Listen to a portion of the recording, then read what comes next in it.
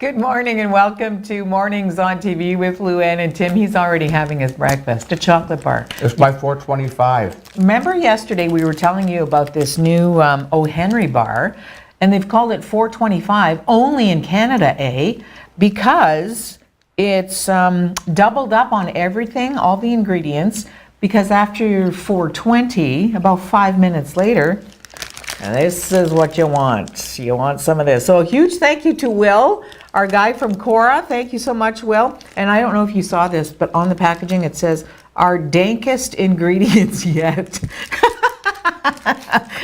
Enjoy that. Can I tell you, they have doubled. Where's the chocolate? What? There's no chocolate? Oh, there's no chocolate. What? It's everything but the chocolate. Crunchy peanuts wrapped around So wait a minute, chewy when caramel. you choke, you don't want chocolate? Apparently not.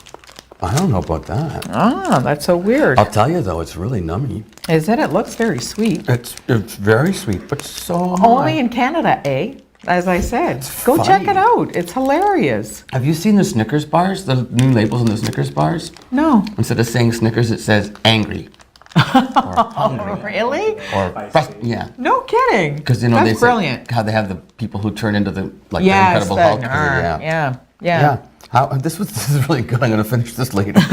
I'll finish this at 4:25. Yeah. Bowser leaves today. Bowser leaves today. Mr. Bowser goes back to Sudbury to work on Bye, Letterkenny for Keith. 5 more weeks. Bye, baby. Oh, bye. Now I can Hope you finally have get an some awesome stuff done time. around the house. It's hard to not party around and stuff and visit. It was his holidays. Well, He's sure. in the hotel. I get to live in the house. I have the whole yard and everything to enjoy. And he was stuck in a hotel for 15 and a half weeks. And That's a long time. so, you got to give the guy a break. But Yeah. next time you come home, you're finishing our roof. Nope. Are you hearing yourself in my I headset? am. Yeah, it's very different this Today, morning. the voice in my head is my own, and it's very weird. You know what? What? I was just going through our website on SueOnline.com. Yes. Oh, there, we're gone now. And now we're totally gone. And there was something that struck me that just kind of ticked me off. On our website? Yeah. Wait, something that we did? No. Oh, okay, good. The story ticked me off. So it looks like there was a person on July 12th and 13th who first went to a Tim Hortons at Bay Street, stole the money for Camp Day. You know, the donation box? Come on. Stole the money. And he did it several times. Go to our website, take a look at this guy, call Crime Stoppers if you know anything about this person. Ooh. Shame on you. Let the kids go to camp. Yeah. That's terrible. Shame on you. That's awful. Well, addiction probably. Yeah, more than likely. It seems like that's makes you do things you wouldn't normally do. yeah. And apparently Either that or he's just lazy and greedy. But I like to. Yeah. I have faith that people are not intrinsically that are bad. drug addicts. No, I have faith that they're not intrinsically bad, but that things happen in their lives that suddenly makes them do things that they wouldn't do Sure. normally if they were in their right minds. Yes. Or if they were I agree. if they were healthy. Yes. Speaking of not healthy, another story I found this morning. She's full of it today. I'm isn't so she? full of it today. Is this Tuesday? Yes, it is. You're doing very well. You're firing on all the pistons for the second day of the week. Go ahead. So I don't know if you read or heard about this server in Texas, at a restaurant in Texas. The one who he grabbed her buttocks? No. Oh. No, ooh, I didn't hear about that one. Oh no, there was a woman and she was a waitress and she was leaning over to put a menu back on a table I and this saw guy that walked by and picture, gets a yeah. handful and she laid him flat. She took him down. So what happened to this one? So this server in Texas at a restaurant said that the person who he served would not tip him because he said, we don't tip terrorists. Yeah, I saw that one. So what happened was, What? they show the receipt, right? And the server's name is Khalil. Okay. And the name was circled and it says, we do not tip terrorists. But, did you hear the follow-up? Yes. Go ahead. So, of course, everybody's in an uproar, as Oh. they should be. Mm-hmm. The kid lied. The kid was lying. Khalil. Trying to Khalil. stir the pot. Why? Do you need attention that badly? Do we need more division that badly? Do you need to make up? You You have to know? make up racism when there isn't any? Or Gee whiz. is xenophobia, is that the religious one? No, which one is the religious one? I Is that don't just bigoted? Bigoted. I don't know. Ignorant? Xenophobia is women. Yes.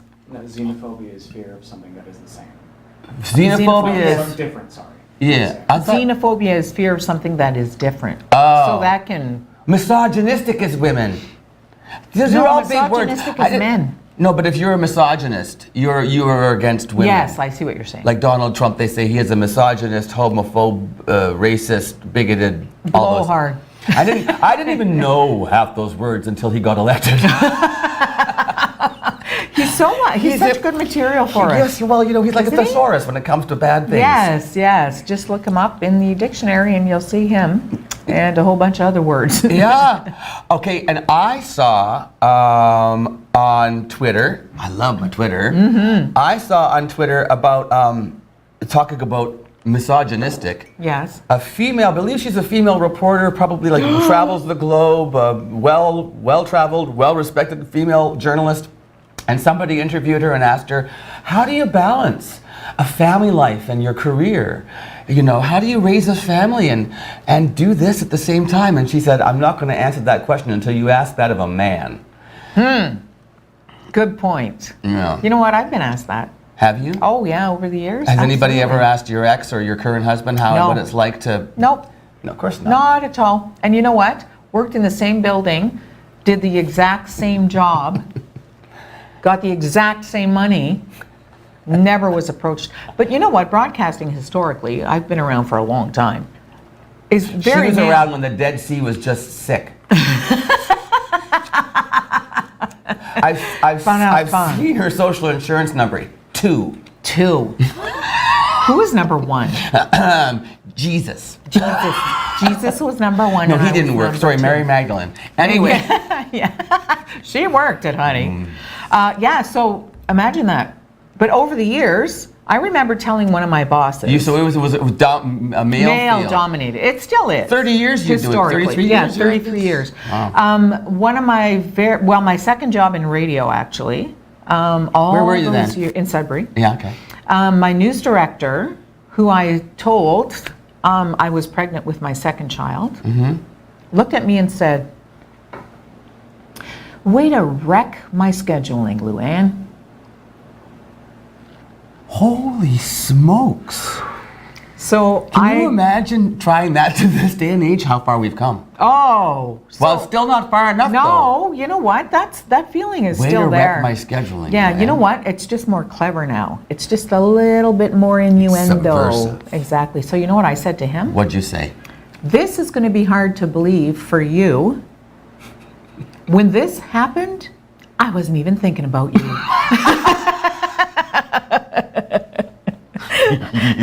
Our genius. You know what? I was just so flabbergasted and still young and still green and like intimidated. And you got working with these men who've been in the business at that point for 50 years, spitting into garbage cans because they were smoking in the newsroom and and there I was. So I just said, you know what? No. No. I would never let anybody do that to me again, is what he said. He said? He said that to me. I would Yeah. never let anybody else get pregnant on the job? I mean, not on the job. No, but What? to me. Oh. Because I was very sick with my first child, and Okay. he knew that. Uh-huh. So he said, in that conversation, I would never let anyone do that to me ever again. Where is he now? He's passed away. Rest in peace. Rest in peace, you misogynistic. That's the word of the day. Misogynistic. Who's coming up on the show today? That's a good question. We have spoons. Spoons! I got one of the spoons. Awesome. We have spoons at 8:40? No, 8:10. We're just waiting on finding out. So when Carly we're gonna Smith, run if you're watching, okay, here's what happened. them. Okay, what happened? I'll tell you the story. All right. This is I kind of slipped up. Okay. This is my first day. I messed up. First So great. I was talking to Nick Turco. Nick Turco works with the Sault Ste Marie Hospital Volunteer Association, and they have this thing coming up. It's a bike and car rally, and I thought that I thought, isn't it good? I thought that I had confirmed with Nick that he was coming on the show this morning at 8:10. And I'm looking at the pun, I'm thinking, where's Nick? He's not. And then I checked the emails, and the last email was from Nick saying, I'm available Tuesday or Wednesday. The 8:10 slot works better for me. I was like, oh. And I never replied. Nick, I'm so sorry. You're probably getting ready for work now, and if you're watching the show, He is a bozo. You're right. Nick, he's a bozo. I'm sorry. So I'm You know going to see what? if I can get Nick in tomorrow. I'm going to call Nick and apologize profusely and see if he'll agree to come in tomorrow morning. Give him one of these. And then, you managed to do it, Mike? Oh, okay. Sorry, I'm talking to Mike in my head. So, anyway, Nick, I'm going to try to get on the show tomorrow. Yes. So then in the meantime, on Friday, I had Carly Smith in. Now, Carly is the youth outreach worker for the YMCA Youth Gambling Awareness Program. And we taped an interview to air this morning at 8:40. And I sent messages to, you have to book through Toronto Yes, and everything. yes, Like that's, yeah. you know, YGAP, Youth Gambling Awareness, is a provincial program. And you have to go through their offices to book these people. So now here we are in Toronto. They're down in Toronto, and they're all probably going to tune in at 8:40 to watch her segment. But now we've had to take the Spoon segment, which I'll tell you about, and then move it to the earlier, I don't even know. Anyway, Carly, I hope you're watching the whole show this morning, and Chris in Toronto, Chris Meyer from YGAP. So, the Spoon thing, here's the Spoon thing. His name is Peter Moule, M-O-U-L-E. Peter has formed a company called Hockleycrest Spoon Company. It's part of the Economic Development Corporation Summer Company Program. We already had the young lady, I forget, Marin, M-A-R-Y-N. Marin was on the show, and she talked about her business, Bite Media. Oh, I yes. interviewed her already. So now I've interviewed a second person from the program. His name is Peter. Wait until you see the stuff that he does. It's Absolutely brilliant. phenomenal. Yes, she bought a spoon. I bought two. yeah. And you'll learn all about Peter Moule and Hockley Spoon Company coming up either at 8:10 or 8:40. Stay tuned. You know what? That's called a hook. That's called a hook. You- Stay yeah. tuned, because you never know what's going to happen. But there's always something happening on TV. And we'll be back with more Mornings with Luann and Tim with some interview right after this commercial message. Stay with us.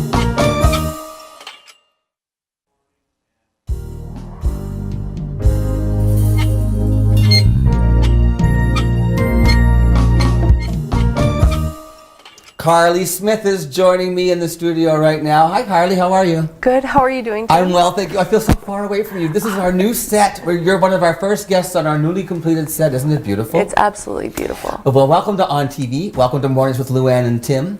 And you are a youth outreach worker from the YMCA Youth Gambling Awareness Program. That's correct. Carly, I've got to tell you, I think that there's probably a lot of people who might say, YMCA, gambling, youth, and not see the connection. How is there a connection between the YMCA, leading healthy lives, promoting good health, and youth gambling awareness? Where's that come together? Well, it is that healthy aspect, right? So the YMCA Youth Gambling Awareness Program promotes awareness with regard to gambling, healthy active living, and informed decision making. So really, we do on a different level what the YMCA does from a recreational standpoint, which is what everyone knows about. So Right. we So there is build a healthy communities. So there is a natural fit, building healthy communities. Absolutely. YGAP itself, the Youth Gambling Awareness Program, is it always connected with YMCA's throughout the province, or is that just local for Sault Ste. Marie? Can you tell me a little bit about that? The YMCA Youth Gambling Awareness Program is a provincial program. Oh, okay. It's administered through the YMCA Okay. of Greater Toronto in partnership with local YMCAs throughout Ontario. So you're sort of headquartered in Toronto, but does every YMCA have one, Carly? Not every YMCA has. So we're lucky. We are. Yes, we are. Now, the idea about teaching youth, not teaching youth about gambling, making youth aware of gambling. Absolutely. It's the term is often used as upstream education. Talking to youth before harm can happen to them, harm reduction, Yes. right? So, how long has the program been around here? Since 1999. Have you been involved that whole time? No. No? Okay. No. When did you join YGAP? 2008. But you've been with the YMCA longer than that? About that time, about 10 years. About yes. 10 years, okay. Yes. And now, in your role, do you work directly with youth, Carly? I do awareness sessions with youth, community involvement initiatives, and youth engagement initiatives, events. So I do work with youth. But you also work with other partnering organizations. Is that correct? Absolutely, absolutely. We have, I'd say, the school boards, we have youth groups, we have youth clubs, we have post-secondary institutions here as well. So I talk to youth ages 8 to 24, as well as parents and professionals involved in the lives of young people. I'm pretty sure you've partnered with Algoma Family Services and events and stuff, haven't you? Absolutely, many different organizations over the years. Algoma Public Health, the school boards, all of those different agencies. Yes. And so let's talk a little bit about what would constitute youth gambling? How do you think that youth first get introduced to gambling? Is there any way that is common that youth kind of go, oh, this is fun, I'm going to do this, and it ends up being a gambling kind of thing? Well, we start off really looking at the definition of gambling. Okay, that's the place to start. Right, so we believe gambling is when you bet something of value and you don't know if you're going to win or lose. So when we break that down, we're saying something of value, and it doesn't necessarily have to be money. Right. It could be electronics, it could be food, candy, for example, and you don't know if you're going to win or lose that thing. So that's our jumping off point for our workshops in really helping youth understand what gambling is. Not just youth, I think that helps all of us understand, because you don't often put it in that perspective. Yes. A lot of it is perspective, isn't it? It is. It's shining that lens on the concepts of gambling so we can support youth in making healthy choices. Now, let's say, what are different ways that youth get involved? What are the different threats, I guess I would say, then, to gambling? We know, obviously, with social media and with being online and the internet, that's got to increase stuff. But even just challenges you were talking about to me a little bit. So can you maybe sort of give us some examples of what constitutes gambling in the life of the youth? Okay, so if we're looking at a younger age demographic, there might be bets between friends. They may play cards at home with friends and family as a social activity. They may participate in hockey pools or football pools. They may bet their trading cards.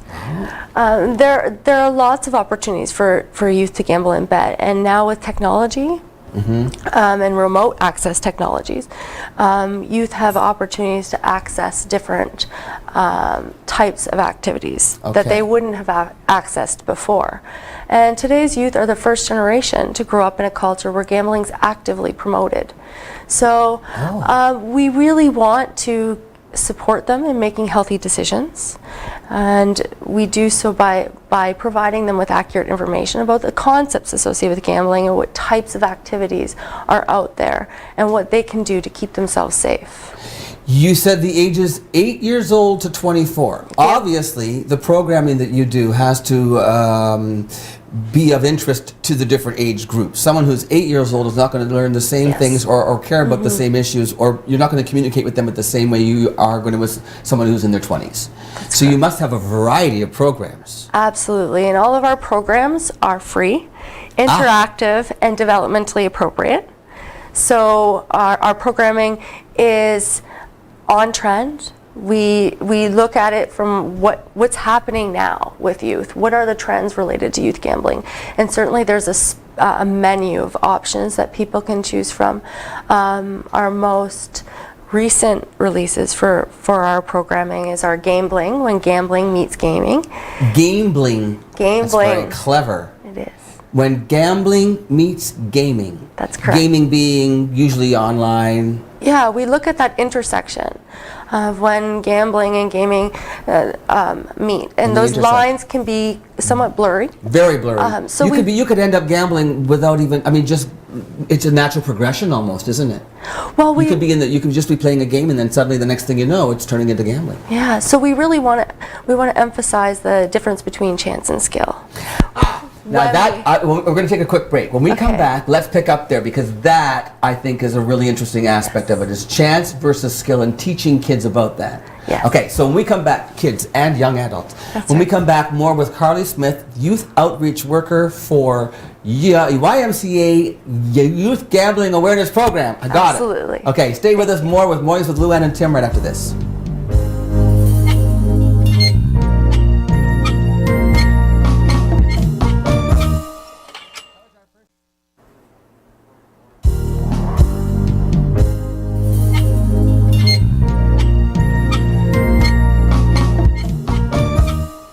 Okay, Carly, now I want to hear about the difference between skill versus chance. I find this very interesting. Can you give me an example of how you would demonstrate that?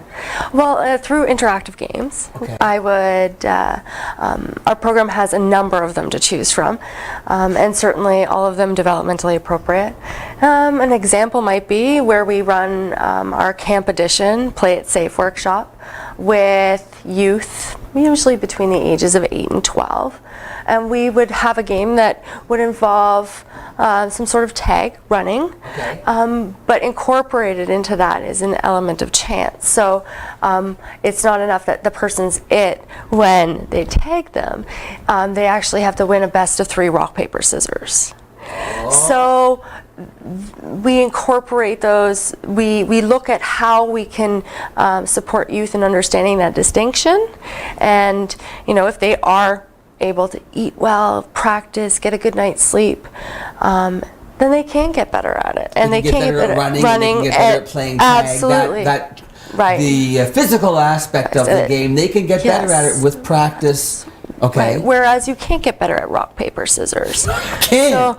So it really gives them an opportunity, it gives us a springboard to discuss those It things. opens the discussion of the difference between being able to train yourself to do something well, and the fact that sometimes it's just the odds. Yes, you can't get better at it. So look, okay, I like to go once in a while to a casino, and I'll play. If I'm on vacation and there's a casino, I will go, and we'll talk a little bit about how I can be prepared better to not to know my limits and stuff. You talk about that with the youth, about preparing for safety. But for me, not only do I have a determined amount of money that I'll only spend, but I play a lot more for recreation, and you'll get to a table sometimes, like at blackjack, where there are some people who sit around there who are very, very serious about the game because it's their money, right? And the more serious they are, you play a wrong card, and you've got somebody who's actually angry with you because it's like, well, now you've gone on, you're making him, he's not going to bust, and you shouldn't have drawn a card there, and so I mean, yes, that's a certain amount of skill involved, but ultimately, what it boils right down to is they're cards. You cannot control what card the dealer. You might be able to change the odds a little bit, but the bottom line is it's still all just chance. Yes, and we want them to know that those elements of chance can undermine any elements of skill in cases.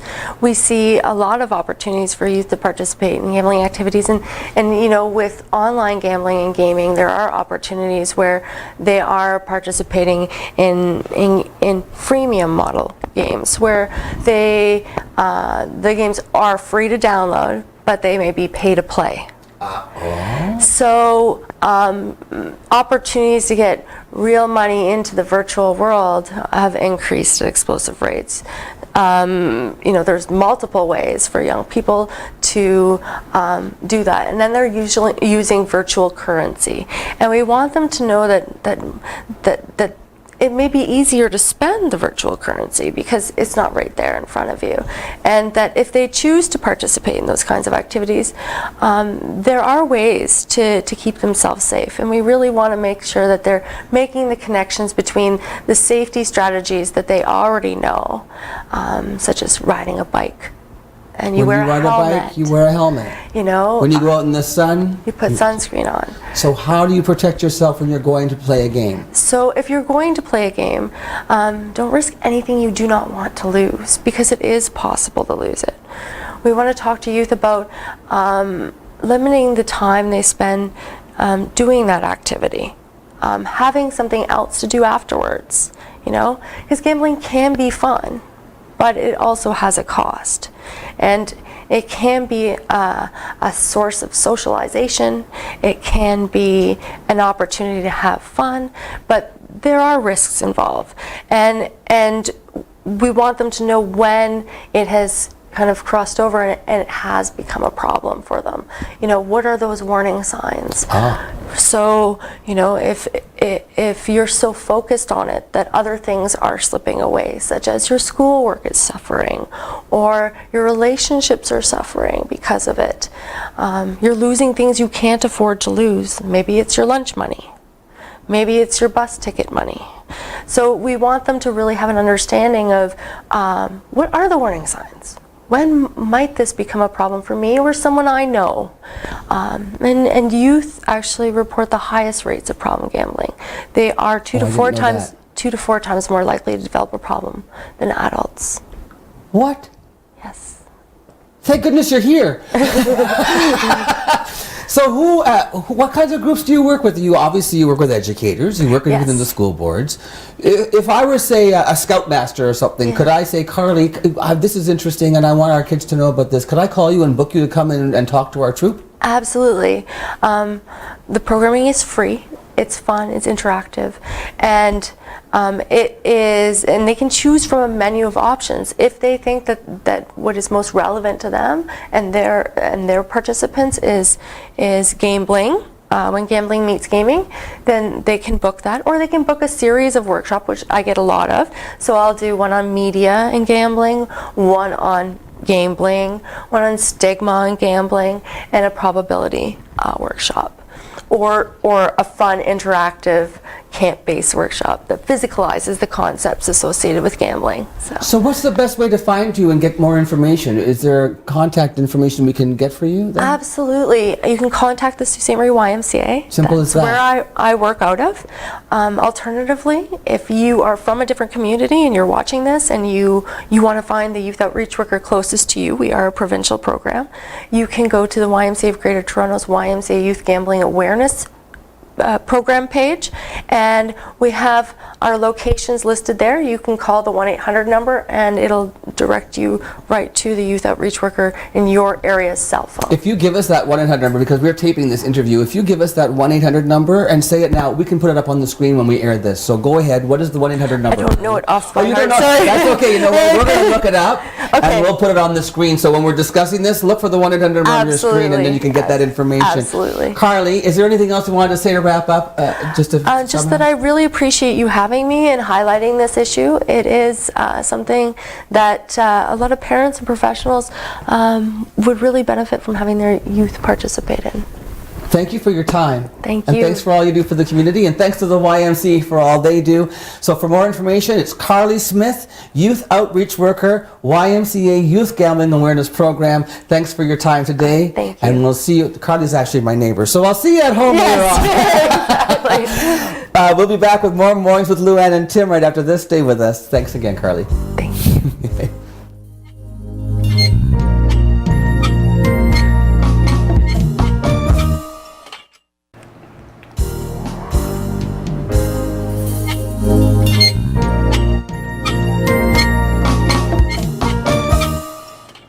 Welcome back to Mornings with Lou Ann and Tim. I got a hold of Nick Turco. Oh, good. Oh, And he's going to come in tomorrow morning and be interviewed at 8. my stomach was hurting. I couldn't finish my coffee. But you managed to finish your 425 Yeah. bar. Yeah, Mama yeah. likes salt and sugar. Salt, and it's so nice and salty. The peanuts, delish. I haven't checked with Carly yet to find out if she saw it. But Carly, and hello, people from Toronto, from YGAP, if you missed that interview, we do re-air this broadcast between 10 and 11 a.m. and 4 p.m. today. So you can tune in later and you can see the YGAP interview if you happen to miss it. Listen, this whole curriculum thing has taken a different spin. Yes. The Ford government is running into problems left, right, and center. Yes. People I'll are tell you what I know challenging about the curriculum stuff. There's an organization, they're the same ones that rented the great big huge trucks to put outside the legislature Yes. and put messaging on it saying, we know what you're doing in there, just We're because still- it's summer, we're watching. we're still watching, we know, don't touch our curriculum. That organization has, now I get an email from them, and I contributed a little bit of money to help them to rent the trucks and stuff. Now they're doing this thing where they're going to take out a full, I think it's a 2-page mid-spread ad in the home riding of the Minister of Education.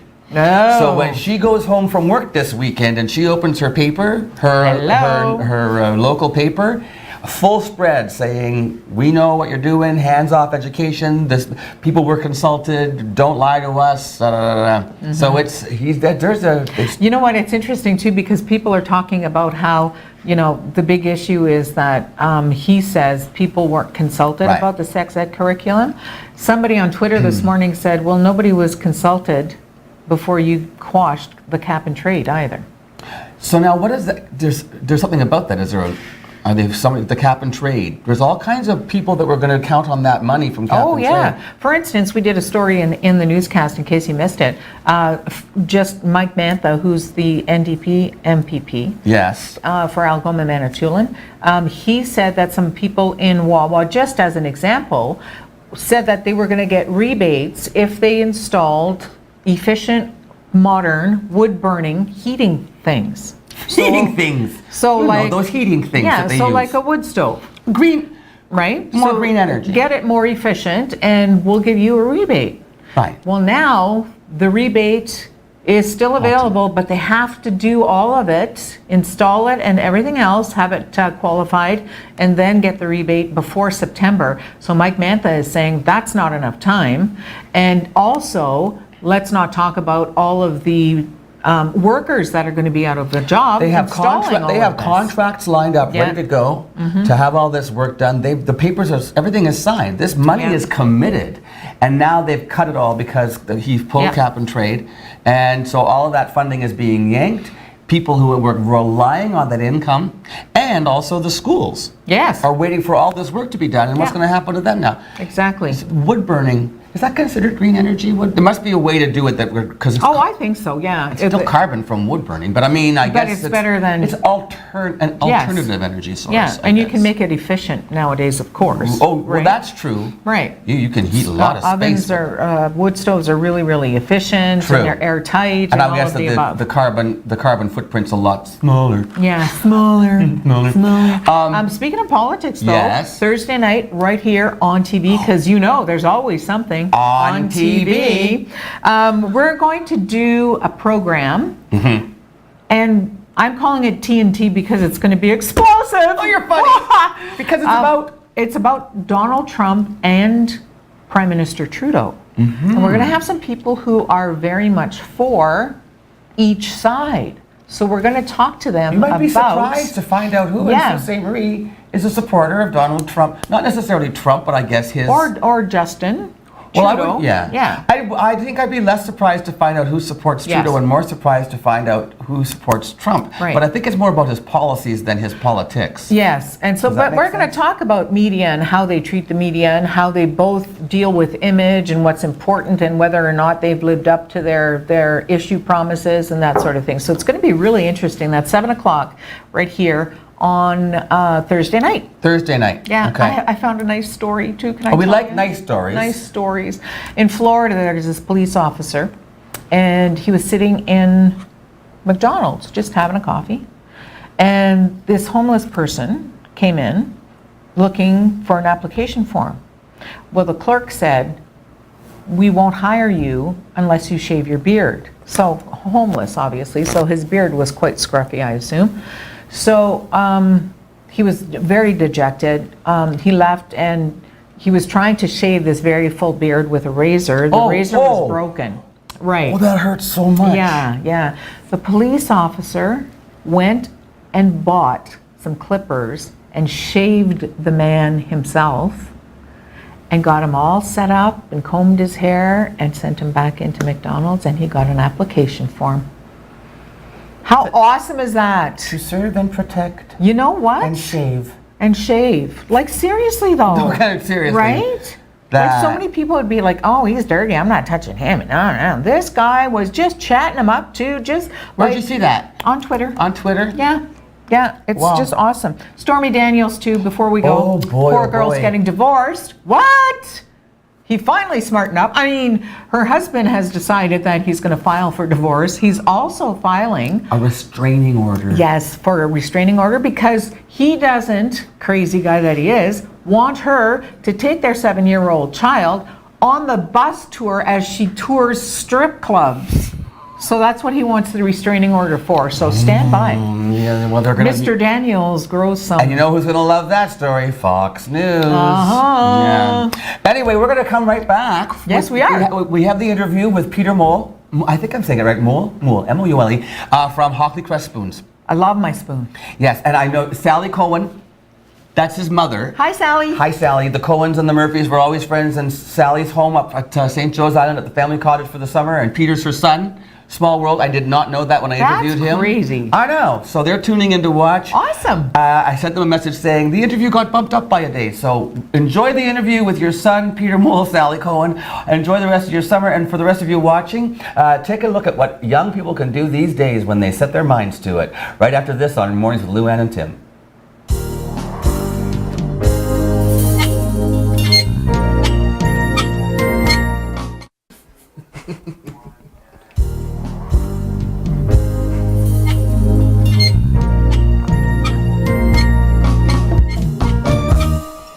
Welcome back to Mornings with Lou Ann and Tim. And Peter Moule, how are you today? Good, how are you? I'm very well. Thanks for coming into ONNtv to join us in the Yeah. studio. Peter you hail from where? The Hockley Valley most of the time, but also Thunder Bay and also sometimes Hilton Beach. Sometimes Hilton Beach. Hockley Valley is down is that the Orangeville area? Yeah, near Orangeville. Near Orangeville. Of course, we know where Hilton Beach is. And what do you do up in Thunder Bay? You go to school? Going to University at Lakehead. What are you studying? Outdoor recreation, parks, and tourism. You're an outdoor kind of guy, aren't you, Peter? I am. Which leads us to the business that you're currently involved with, which is Hockleycrest Spoon Company. I love it. Great logos, great. All of your marketing is really excellent, Peter. Oh, thank you. Have you done it all yourself? Yeah, it's all designed by me.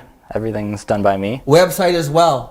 I told you I was impressed with your website. I went and visited it. I came across Peter himself through the Economic Development Corporation Summer Company. We had Marin was on last week talking about her business, Bite Media. She's one of the, I think there's 12 or 13 of you. Yeah, I think there's 13. Yeah, involved in the Summer Company through the Economic Development Corporation. First of all, let's talk about the actual woodworking that you do. How did you when did you first start working with wood carvings and stuff? Oh, I've been working with wood for pretty much my whole life, just kind of messing around. Like my dad's a carpenter, so I've been like exposed to wood, not like professionally, but just like. Oh, your dad's a carpenter as a hobby? As like a hobby, yeah. Okay, but So is he any good? he is quite good, yeah. He's quite good. But yeah, so I've been kind of like messing around with wood my whole life, but then about 4 years ago I saw a picture of a spoon online. I was kind of like, well, I could make that. And then, yeah, kind of went at it, all the wrong tools, no idea what I was doing. Really ugly spoon. And then, but here we are a few hundred spoons later. A few hundred spoons later. Hey, I don't know which camera we're in, but I think you have Peter's camera. Peter, just show what your spoon me, says the shirt. How many? You must have all kinds of spoon paraphernalia lying around. Yeah. Now, I asked you why spoons, and it was because that's what you saw online that interested you. Yeah, but they're very addicting too. It's like you make one and you want to make another and another and see where it goes. It's like. Have you studied the history of spoons? I've looked into it. Really? Yeah. Is there a history of spoons? Oh yeah, I mean they've been used for like thousands of years. Well, cavemen used spoons. Yeah, like the first spoons were like seashells with sticks tied to them, but then as like tools kind of progressed, they started making wooden spoons, and then as like metal became more readily available, metal spoons kind of took over. Now, you work in a variety of woods. Yeah. This one you told me, by the way, ladies and gentlemen, this is not for sale because I bought it. This is cherry. Yeah. You told me that yesterday this was a tree. That was like a log. This was last night. Yesterday, 8 p.m. last night this was a log. Yeah. At 8 p.m. Yeah. How and long by like 10 o'clock, it was that. It was this. Now, so there's one type of spoon. This one is more of Luann bought this one. he comes in to do the show. And he brings all these samples in, and we buy them all from him because it's really impressive the work that you do. They're almost like pieces of art. Yeah, I call it like functional art. Functional art. Now, this wood I love because the cherry has a lot of grain to it. It's got a different color. This one, I love this one. Look at this little spoon. It's got the little strip. What kind of wood is this? That one is sugar maple. Sugar maple. And you're going to go into this for a living. How did you know all these trees? What's this one? That one is white birch. White birch. That's birch. You said you like to work in. Yeah, it's kind of soft, but also like it's a good balance between soft and hard, so it's nice to carve. Nice to carve. And then, is this also birch? That one is, yeah. I can tell because the coloring is the same. Yeah, very similar. So I have a birch and a cherry. I bought this one too, by the way, because your prices are extremely reasonable for the amount of hours you put into these projects. Where you've been selling at farmers markets and stuff? Yeah. Did that happen? Have you always? How long has Hockleycrest been around? Well, I mean, it's kind of like, at first it was a hobby, right? And then I had too many spoons lying around, so my friends would kind of be like, can I buy one to like give as a gift? And then after I found out about this grant thing, I figured why not go like full time with it, see if I can actually make a decent living off of it for the summer. And that's how you found Summer Company and the grant. You applied. I heard that I think there were something like 38. Did you know there were like 38 applicants or something like that? I didn't know. Yeah, not everybody got in. You got in. What did you have to do to get ready for the application? So basically I had to like submit a business plan and like cost breakdown sheet and stuff. So I like came up with like a budget and everything, all the tools that I need to buy, and submitted all that stuff. Okay, but your background is in outdoors, recreation, sports, wood carving. Yeah. What did you know about business plans? Not very much.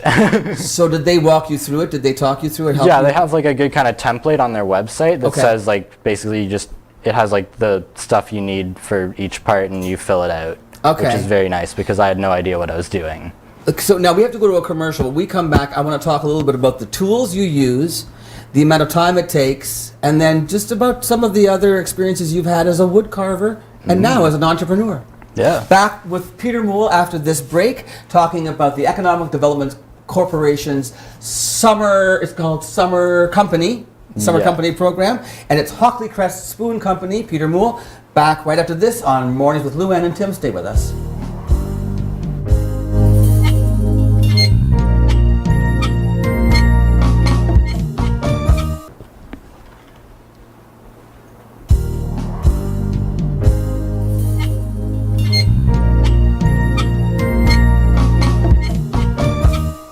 So we're back with Peter, who runs the gamut from Orangeville, Ontario, all the way up to Thunder Bay, and we're lucky enough to have you in our region at Hilton Beach for the summer with the family. Your family has had a place at Hilton Beach for, you said, generations? Yeah, for like 100 years, over 100 years now. That's incredible, isn't it?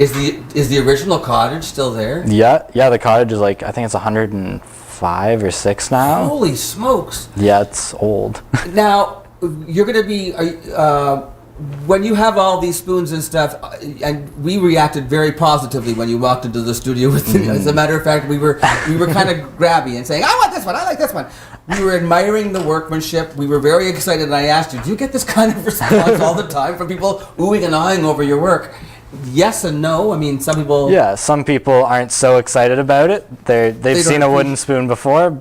They don't appreciate the art. Most people haven't seen a wooden spoon like this though, so often they get quite excited. And then you say you get reactions at farmers markets where you've been selling your wares. That happened after you got involved with Hockleycrest, when you actually formed the company. Yeah. I would imagine as part of your business plan then to the EDC for the Summer Company, you had to suggest that you would be doing this, going to farmers markets and such. So like as part of my business plan, they wanted to know like how I was going to make money. So I said, I'll sell at farmers markets, at craft shows and stuff. And I named like a bunch of different markets. Where are there markets at Hilton we can come and see you coming up? Yeah, so I'm going to be at the Hilton Beach Farmers Market for the first 2 weeks in August. August 4th and 11th. August 11th. So if you're watching the show and you're interested in seeing Peter's handiwork close up, and I tell you it is beautiful, August 4th and 11th. And also they can get you have a website, I mentioned. So you can buy online too. you can actually buy online. Yeah, just- and that's hockleycrestspoon.com. Hockleycrest Spoon Co. I think. It is. .com. You're right. That's because it's yours, and you would know that. hockleycrestspoonco.com. Now, what I also found very interesting is you told me you do not use any power tools. No power tools, no sandpaper. It's all like traditional techniques dating back hundreds of years. And this is something else that we were all oohing and ahhing with as we touched the spoons, and you say no sandpaper. It's remarkable that you get this kind of beautiful, it's as smooth as can be. Mm-hmm. And you do all of this with you call it a hatchet or an axe? A carving axe. A carving axe and 2 knives. Yeah. And that's how you create these beautiful. Can you show us? Here's the carving axe. Pick that up. I don't want to touch it because it's scary. So yeah, there's my carving axe, hand forged. Where'd you get it? Ontario. It's a guy down. I think he's in St. Catharines, and he goes by Toronto Blacksmith, and he hand forges all of these. So it's hand forged steel. Yeah. So it's totally handmade. Like the handle, the axe, it's handmade by a guy.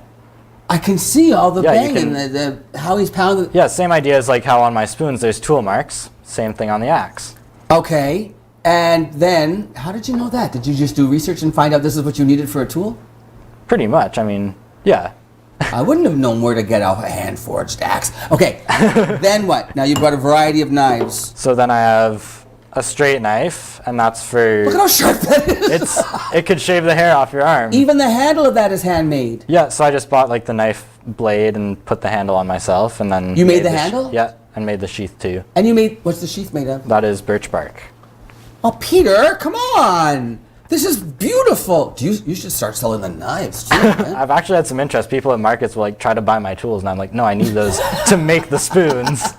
Okay, what's this? Oh, now we're getting into the curved stuff. So this is called a hook knife, Yeah. and this one's hand forged by a guy down in New Hampshire. New Hampshire? Yeah. So that's to hollow out the bowl because you can't get in there. Right, with a straight obviously. knife. And there's a bigger one. And is this a smaller version of the same sort That of thing? one is a chip carving knife. What? So a You chip carve carving. chips? Ooh, we got chips. Essentially, like you're taking little tiny wood chips out to I thought make you like. meant potato chips. I was hungry. Okay. So it's for like decorative stuff. So Which one were you using to carve Luann's That name? would be this one. I'm going to give this. You keep carving while I finish talking. Okay. So, because Luann purchased this larger spoon from Peter, and so he's personalizing it by carving her name into it at her request, because she doesn't want to share with anybody. I have asked you about injuries. Have you sustained any major injuries? Nothing too big. I mean, like you cut yourself every once in a while, but that was mostly as like a beginner. Now that I've done it for a while and I'm making like 3 or 4 spoons a day, it's like you learn where to put your fingers and where not to. 3 or 4 spoons a day, and now I'm wondering about piano players when they play too much piano, they can get carpal tunnel syndrome. People who work at computers too often. Do you have muscle fatigue from what you do? Sometimes, like if you're making that many spoons a day, your hands get sore. Yeah. There's ways to kind of like make the carving process a bit more efficient. So sometimes I'll use what's called a draw knife, which is like a big 2-handed knife. And that's two-handed knife. Yeah, so it's long like this, and you hold it in 2 hands, and the work piece is like fixed in And you a draw vise or the knife something. across it. Exactly. Oh, because you don't just do spoons, you also do cutting boards. I do, Would yeah. you use a draw knife for a cutting board? I use it for the edges of the cutting boards. Yeah. I'm learning. See? Mm-hmm. Do you teach? I do. I teach lessons. So Come on. yeah. So if you want to learn to make your own spoon, I can teach you. Where do you teach me? At our place in Hilton Beach at the moment. I can come out to Hilton. I get to go to Hilton Beach and learn how to carve a spoon, and I can also go for a great lunch and maybe even a swim. Okay, and the EDC has been helpful to you as a resource in all of this? Yeah. So they provided me with like grant money, which I use to buy new tools, pay for some of the farmers market fees, Right. and also buy like the tools for the courses I teach. Okay, I love this. Peter, I want to thank you so much for coming in Yeah. from the island today. sharing your time and your talent with us. As I say, I've purchased these two. Will allow you to finish carving Luann's. And if you want more information, you can contact Peter Moule at hockleycrestspoonco.com. He has a great website there with all kinds of contact information about the classes you teach. And of course, as you said, if you're at the Hilton Beach Farmers Market, we can see you live and in person on August the 4th and August the 11th. Thank you for being here today. Yeah. We'll be back with more Mornings with Luann and Tim right after this. Go ahead, keep carving. Thank you so much for watching. That's our show this morning. See you tomorrow on Mornings with Luann and Tim.